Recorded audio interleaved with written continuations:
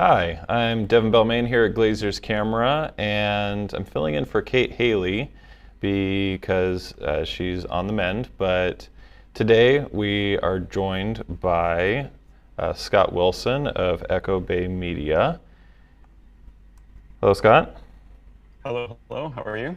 Doing pretty good. Today we're going to talk about your experience with Blackmagic Design cinema cameras, particularly the 4K, 6K, and the URSA Mini Pro. Is that correct?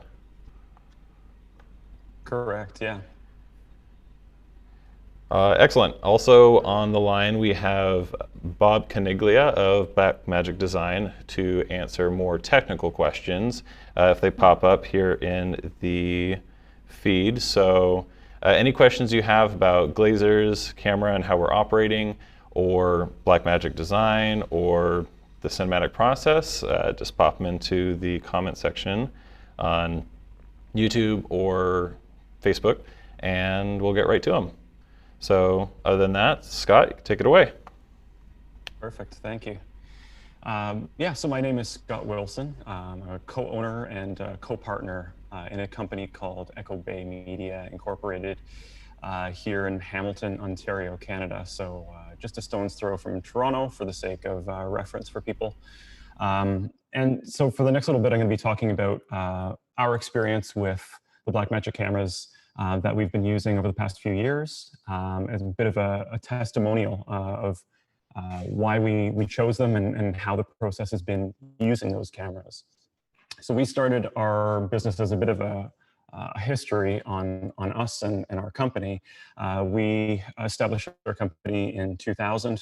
We've spent the better part of the last 20 years focusing primarily on travel documentary and travel TV production. And what makes us somewhat unique is that we're kind of a full service production house. So for the most part with our ideas, we start with the inception of the idea, pitch the idea, and see it through and right to final delivery.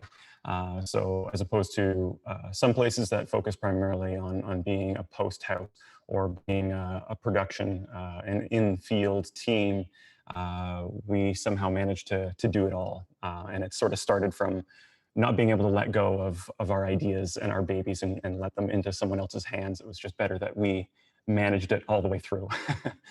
So we've produced over 80 hours of broadcast TV, as I say, primarily travel-based documentary and TV for the likes of Netflix, National Geographic, Travel Channel, Discovery Channel, and Amazon Prime, as well as other more national networks here in Canada as well. Our work has garnered some attention and awards, including our first Emmy nomination in 2018, which was exciting for us as well. We pride ourselves on being able to work in nearly any condition, locations, whatever the climate is, in order to get the shot.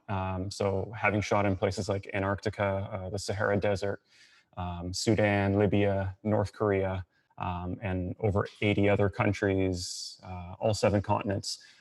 There's nowhere that we will not go to get the job done.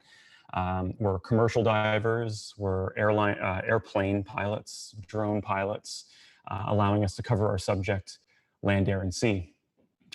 We pride ourselves on being a small team, a nimble crew that's able to go in and out without making much of an impact, allowing us to cover our subject without being disruptive and maintaining that fly on the wall aspect of how we try to cover our subject and being as true to the subject as we can. And I think that's a good segue for me to start talking about these cameras and why we decided to start using these because of the way we operate, because of the way we shoot. We like to be small, nimble, light, and get in and get out without disrupting and being authentic to the subject.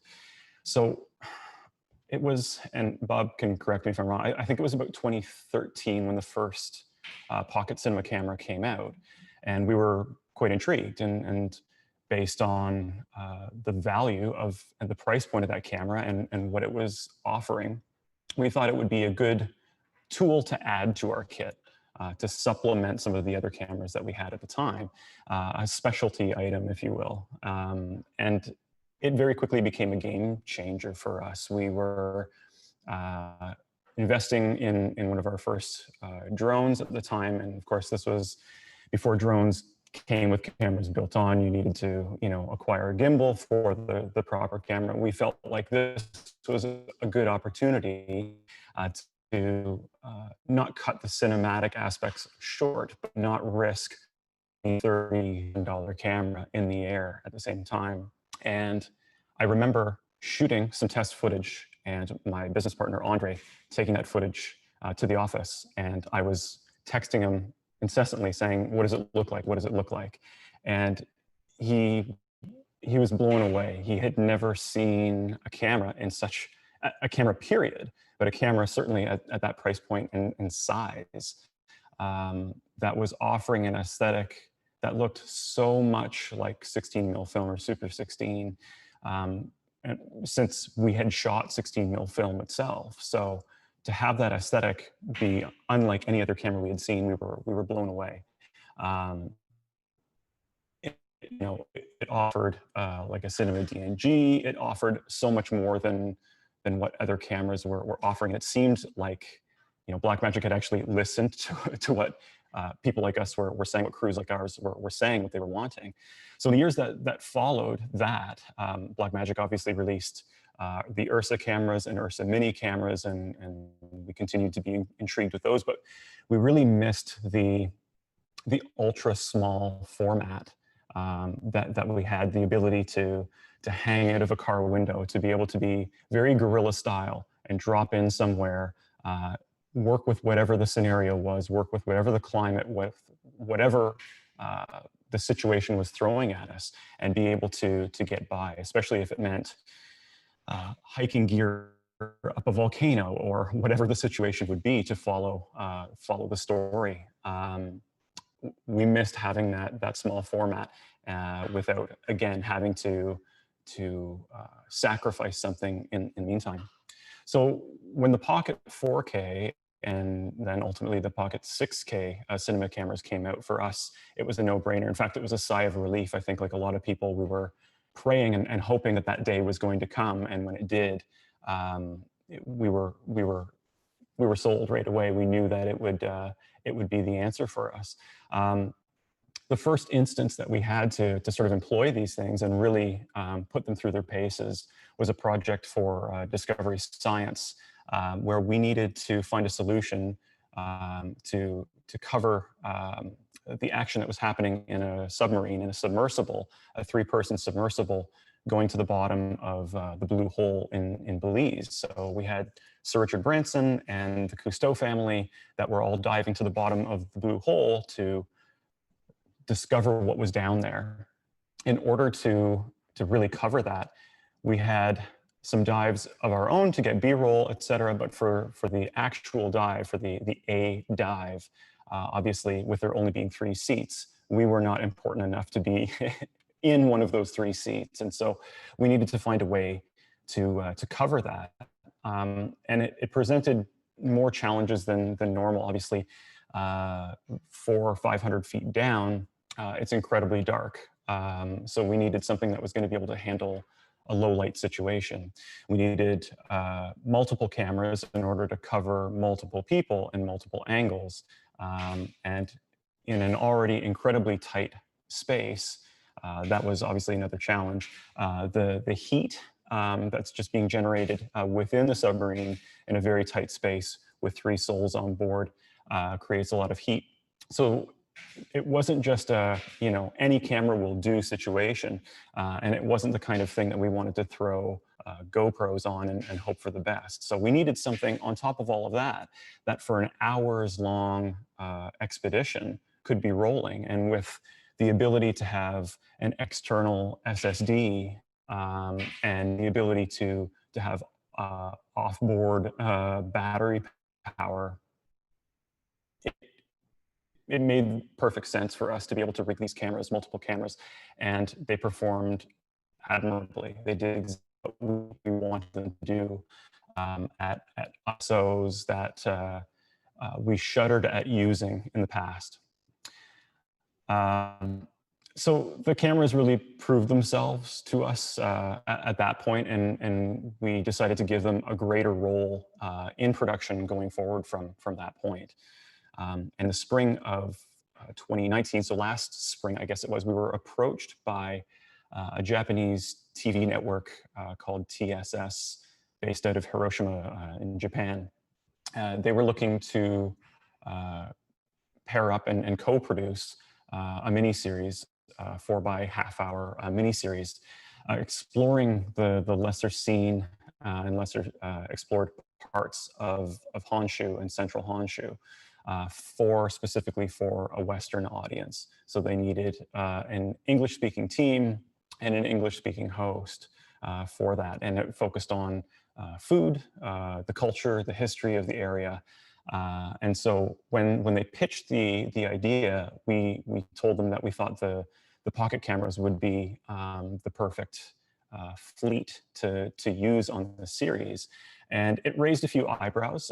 Their team was used to shooting on big shoulder mount ENG cameras and not the optics of seeing a tiny little camera that can fit in your hand. But when we showed them the specs, when we showed them some of the past footage that we had shot on the previous project, they were sold and they trusted us. For us, the opportunity to revisit Japan once again, for me, I jumped at the opportunity. They asked me to reprise a role back in front of the camera again, and in order to do that, I suggested to them that that maybe the best way to explore this, being kind of a moto, a gearhead moto traveler myself, was that perhaps we should be doing this by motorcycle to really explore the lesser seen parts of Japan, and they jumped at the idea. So that was a huge win for me. But this was once again another situation where we needed the right camera for the job, and we knew that again that the pockets were going to be great because we needed to be a nimble team, as we always seem to be on a hectic schedule, which we always seem to be.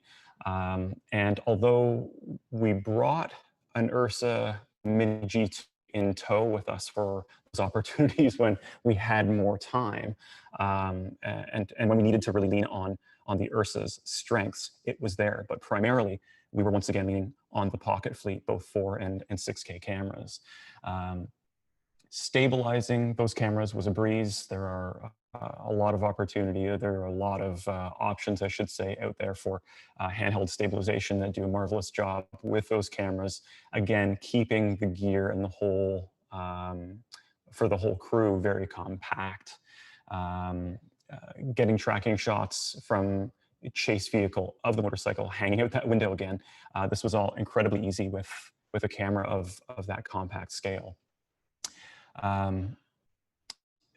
Getting even shots of the motorcycle itself, being able to rig these cameras to the motorcycles, and again, not wanting to go all the way down to a GoPro to get the shot. We ideally wanted to keep everything at a higher level if we could. And again, the pockets, although being obviously a greater size than say a GoPro or something like that, we were still able to rig them onto a motorcycle to get shots as well. So there really weren't any situations where the pocket was too big. It was always just the right size, it seemed, to capture whatever was going on. What else was great too was the fact that A, at the price point for us, but B, the size and scale of these cameras. You can bring multiple cameras with you and have them rigged in different ways. We might have wondered by camera A is hanging at the side of a car getting shots. We can have one already pre-rigged and balanced on a stabilized platform. greater size and of greater price point for a smaller shop like us, that's just not realistic. So that was another big win for using a fleet of pockets. We've paired our 4K obviously with EF lens adapters, which give their own benefit, obviously, in some cases of adding extra stopping power to an already powerful in low light camera. Of course, the 6K already is EF mount compatible. So again, for our team in the field, sharing a lens kit is easy to do. And then obviously the aesthetic between those cameras and even the URSA G2 was a perfect match. You know, you're not worrying about that. Of course, on top of everything else, you know, what kind of took these cameras from good to great was the dawn of BRAW from Blackmagic, their proprietary RAW format, because we were now able to shoot in a RAW format that was respectful of data size. And being in the field, and again, being a small team and trying to carry everything with you at the same time, having all the toys, not having to leave anything behind or give anything up or sacrifice anything, even hard drive space on a longer shoot over 3 weeks can really add up. And if you're in a remote place, you don't want to have to be sourcing another hard drive. So knowing that with backup level, multi-level hard drives bringing in the field, and again, not having to sacrifice, we were now able to shoot in a RAW format that was very respectful of that data size. Was a huge, huge win for us as well.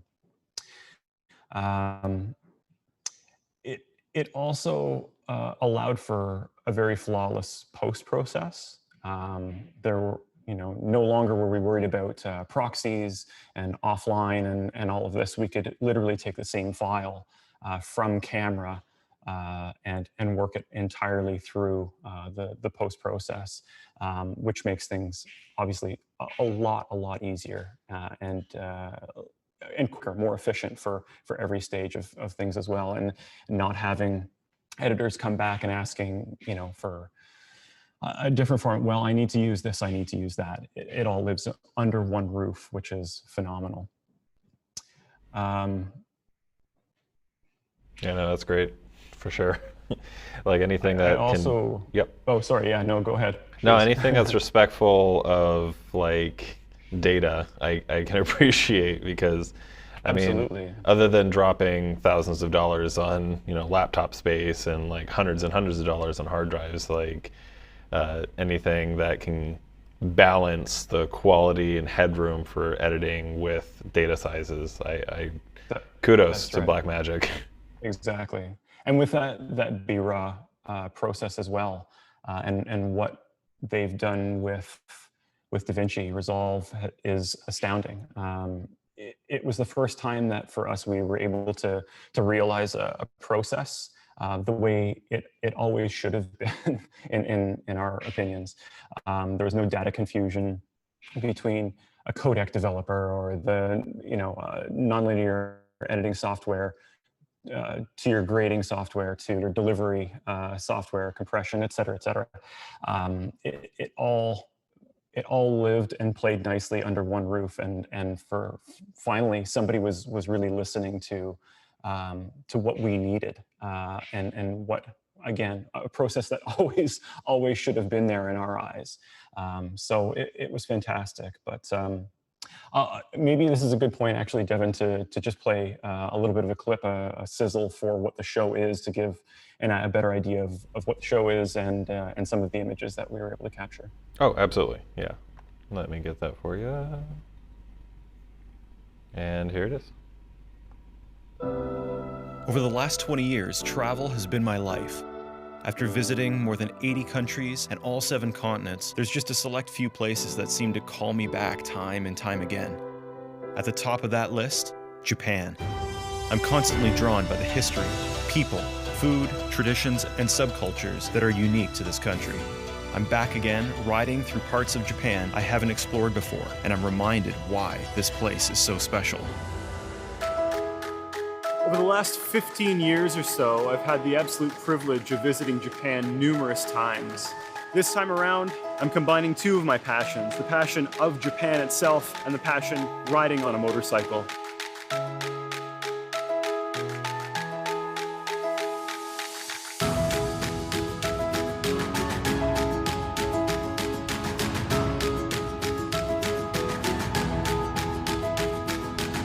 No idea what I ordered? It's a little game I like to call Japanese roulette. With something like Fugu, how many people kicked off and somebody kept thinking, you know, there's still probably a better way to do this where we won't die. Poison! Very, very poison!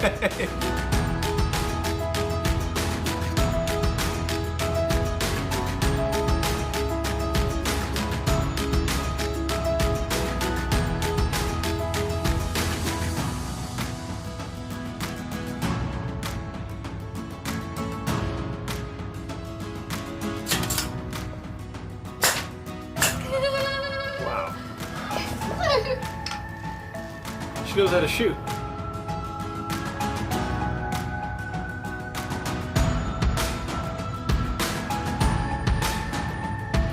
It's not every day you get to help make a samurai sword.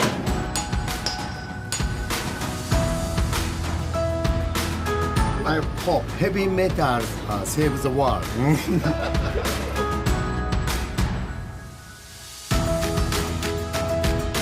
That's right.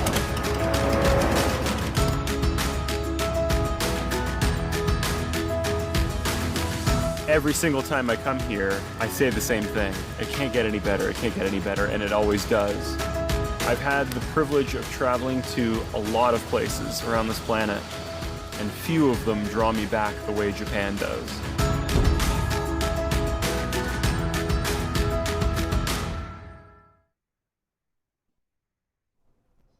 Great stuff. That was awesome. That's just a taste of that particular program. It was a lot of, obviously, it was it was a lot of fun to film. Much convincing to get involved in that. So since Into the Rising Sun, we've also had the opportunity to further employ the Pocket fleet as it really proved itself there for us, having to produce and shoot 4 half-hour programs in only a few weeks. On the ground. We really realized how good they were at being able to realize a tight timeline. And so we were ready to employ them on our next project, which was a series for Travel Channel in the US. And once again, it was that need, that ability for us to be nimble and quick on the fly of whatever the situation was, as we were following an adventure through the wilds of America, the New Jersey Pine Barrens, Louisiana Bayou, Anza Borrego Desert, Mount Shasta. We need to be able to follow the action all the while, you know, putting up against whatever climates, whatever lighting, and being incredibly mobile. And so again, it was the perfect opportunity for us to use these cameras to where their strengths really were. We're now really able to do things with these cameras that we've never been able to do before with other cameras. And it's the perfect camera match for our team and our style, the way we do things. Again, it was like someone finally was listening to problems that we were having in the field and what was going to make them better. And that you realize you weren't asking too much of the industry, that a camera like that you could kind of have all things in one place without sacrificing anything really, and certainly not the least of which from a cash flow perspective for us to be able to have multi-camera shoot. It made it incredibly possible for us.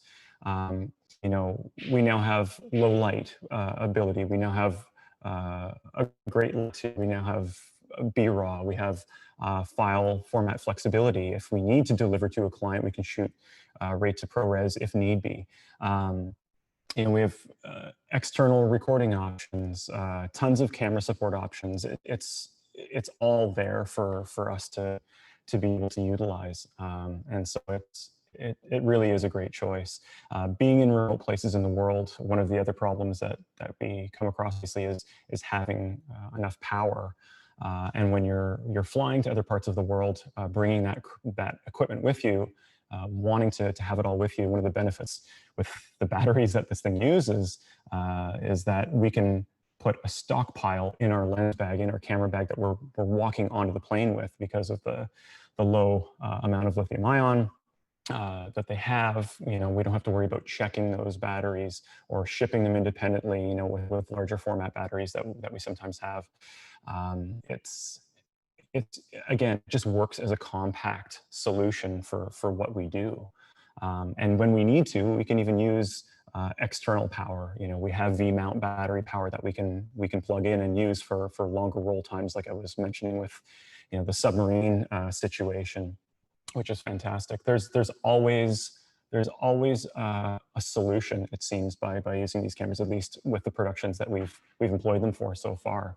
And when we do studio shoots here in house, we can still use them as B&C cameras while leaning on the URSA Mini too. And whenever we need that for its strengths, because obviously the format that shoots and the way those match up with each other is a no-brainer. They match up incredibly well. We do rely on the G2 for situations where, for instance, slow motion, and where its strength is, having a little bit extra latitude when need be. We know we can lean on the URSA, the G2 at that point. And when more professional or complex audio solutions are needed, we can lean on the URSA at that point as well. And the truth is that it's also a choice for us sometimes just in optics, and that seems silly for a commercial or client setting. Sometimes size counts, and so having something, it's far from a reason to just buy URSA because it's big. But to be honest, it has been a reason to employ it for certain scenarios. Again, corporate commercial settings, you can rig a G2 to just be an impressive looking camera while still delivering and being an intuitive camera for the operator, which is a fantastic solution. As budgets continue to shrink, at least in our experience over the last 10 years in TV and documentary content and in travel content, these cameras allow us to keep production quality high at the top of its game while not having us being hindered in any way or being camera poor, cash poor in the productions that we're doing. We can invest and not be putting all our eggs in one camera basket, for instance, but instead we're buying a fleet of cameras, a toolkit, if you will, of cameras that can be all things for all situations. And when we need one camera, we have it. When we need 4 cameras, we have that ability. When we need to lean on the URSA in studio, we have it. And so it's really been, it's saved us in a lot of ways to continue to move forward and push our own limits and to challenge ourselves. It's allowed us to stay on top of the industry and what the industry expects in production value now as well. As I say, I sound like a broken record, but Blackmagic truly listened to the industry and I believe to teams like ours to give real solutions. And while that, that could have been done, but with a hefty price tag, they're allowing for it to be attainable to smaller shops like ourselves, and to keep us offering the ability to have it all, which we really appreciate. And as I say, I don't think we could do under any other circumstance or with any other camera for these kind of.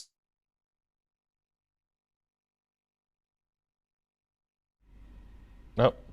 Think we lost you there, Scott. Oh, it's too bad. I know. I like the role he was on. I know. Maybe he might have to leave and rejoin or something. Hopefully he can hear us right now. Scott? Can you hear us, Scott? Well, Well, Bob, do you have anything that you Sure, I would do, like actually. to? So it's funny because he's talking about, you know, the URSA Mini Pro G2 and the pocket cameras or whatever, but I think a lot of people may have heard the news, maybe they haven't heard the news, but we announced our new URSA 12K camera the other day, URSA Mini 12K. That's crazy. Yeah, it is crazy, but it's really there. Oh, I see Scott's coming back. Sorry, guys. That's quite all right. Yeah. So I was just talking about the new 12K that we launched the other day, and while a lot of people are wondering, you know, why 12K, but you know, in some levels you want to say why not, but Because you can. Part of it is really that you're able to do 12K, but you're also able to derive 8K and 4K from the same sensor without cropping, and that's really why it's there. If you think about it, we often have put in you know, sizes, frame rates, and things like that you know, for instance, our ATEM Constellation, it's an 8K switcher. Not a lot of people need to do 8K, but it could do it if it's needed, but it's really a massive 4K or HD switcher. And this is sort of the same kind of thing where you have 12K. There may be some people who want to use 12K or hadn't thought about using it, but may use it for certain projects and whatnot, especially with some of the larger projections that are out there. But so anyway, it's really about the ability to do really high quality 8K, 4K, and then the new color science, the Gen 5 color science, which really takes it to another level, and the ability to then match back into the camera Scott's using. So you can go to Gen 5 science in color science in Resolve and use it with Blackmagic RAW material that's already been shot, which is great.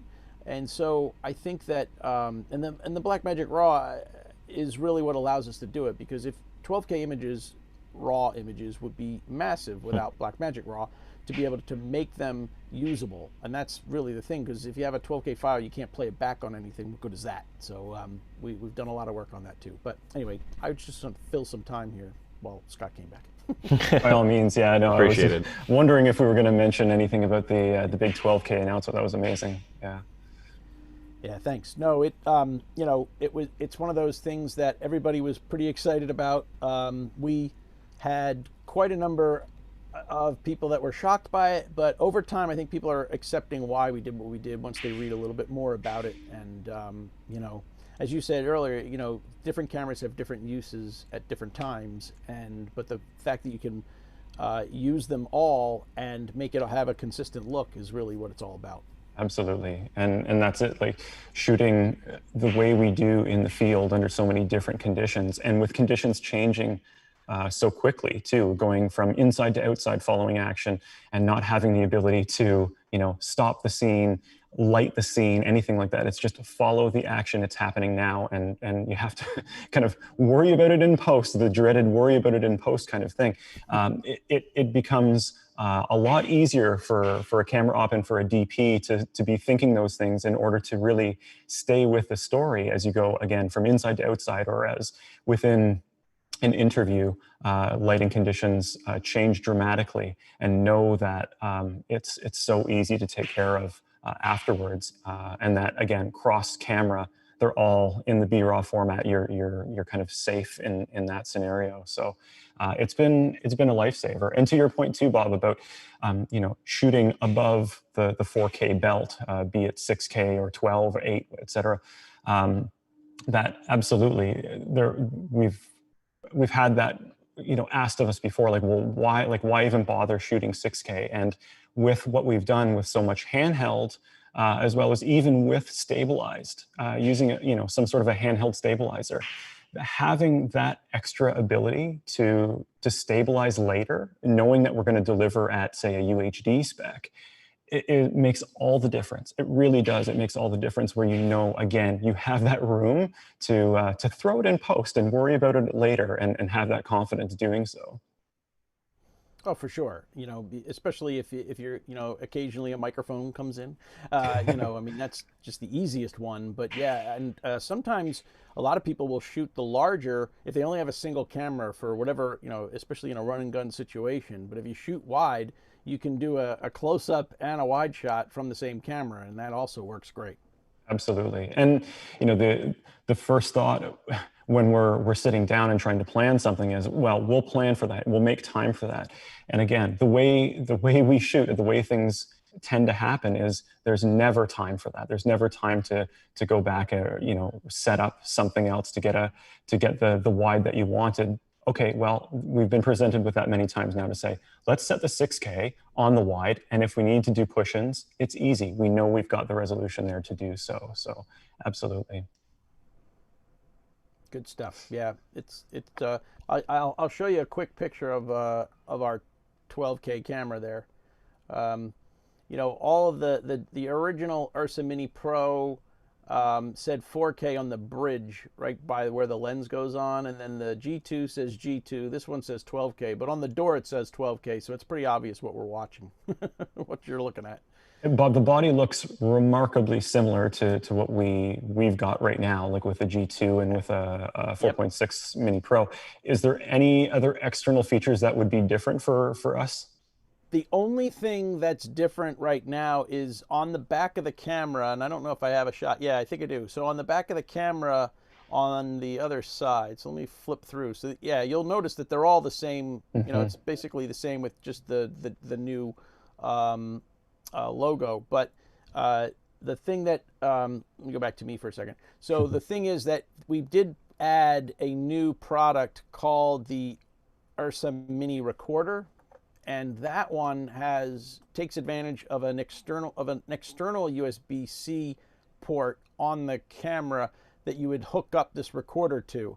So right now, if you want to access USB-C for recording, it's inside the door, and now there's a port on the outside too. So this way, you can use it either with this new recorder or just use it with a drive, a small drive. So that really is the only real big difference in terms of the physical aspects of it, which makes it great because if you already own the viewfinder and the shoulder mount kit, then or any other type of gear that you used for your Mini Pro or your G2 or whatever on the A10 or on the URSA Mini Pro line or even the regular ones, they're all the same physical sizes, so you can use all those same products with it, which is great.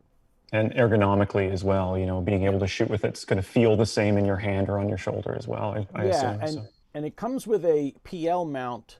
The other cameras come standard with EF, but you can add an EF mount to it. So it's interchangeable mounts like the originals. Amazing. Brilliant. Yeah, that's excellent. Devin, I don't know if there are questions. I'm certainly happy to field any other questions and things that certainly from a tech side, I'll lean on Bob for those. Yeah, no, understandable. But I think people were just wowed by the sizzle and your talking. We've had quite a few people viewing. Thank you all for joining us. But yeah, no real technical questions. Really appreciate you being here and talking about all your travel experience. It's really exciting, and I need to check out some of your programs there. For sure, yeah. This particular one will be on Amazon Prime in the US in September. So. Oh, excellent. Great. Yeah, I was getting hungry during it and jealous at the same time. Yeah, makes me want to go back. As I say, being convinced to have to go back to Japan it doesn't take much arm twisting for me to go back, that's for sure. No, I did a quick trip a couple years ago. I left on a Monday, came back Friday afternoon, but I didn't care. I was going to say, you probably just enough time to start to get over the jet lag to have to face it all over again, I suppose. Right. Yeah. Years ago, I gave up on trying to deal with jet lag. I don't allow my body to have jet lag. I just convince myself I'm in the time zone I'm in. Exactly. That's Such the secret. willpower. You go to bed at the local time it is to go to bed, and you're good to go. Yeah. Smart. You don't take an afternoon nap. It doesn't work. That's right. Well, that's great. So yeah, unless you have other tidbits that you'd like to talk about or any other product information, Bob, I think we are pretty good at running about 40 minutes here. Yeah, great. Well, I always remind everybody, if you sign up on Twitter for our Blackmagic_news account, you'll get all the latest releases. We're good about saying, oh, here's a new software update, because we do a lot of software updates to a lot of the products, so go there. And of course, you can always go to blackmagicdesign.com and then head to Glazer's when you need to buy something. Yeah, we try to keep it in stock as best we can. I mean, your products, of course, are very popular, and of course, lately, one of your big popular things has been the ATEM Minis and Mini Pros.